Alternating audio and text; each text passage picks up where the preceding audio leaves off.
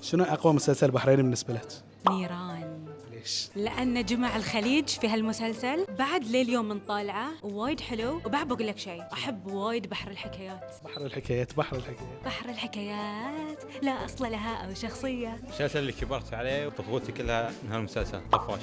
ليش زين؟ ماري يا اخي طفولتي كذي وانا طالع طفاش، ذكريات للحين احب اطلع طفاش. النيران وطفاش. ليش؟ لانهم اقوى شيء، واللي عقبهم صاروا اوكي بس انه مو بنفس طفاش والنيران يعني. حسن ونور السنة، له وين يبته؟ لأن في مؤثرات وقتها كانت يعني شيء واو، إخراج. شيء إخراج ومؤثرات بصرية وسمعية، شيء وايد حلو كان. بس أتوقع اللي يتابعون نصهم ما يعرفون حسن نور. أتوقع سعدون. ليش؟ اتوقع كل بحريني يحب المسلسل، من تمثيل من اخراج، فنانين اللي مثلوا في مسلسل سعدون حاليا هم توب 1.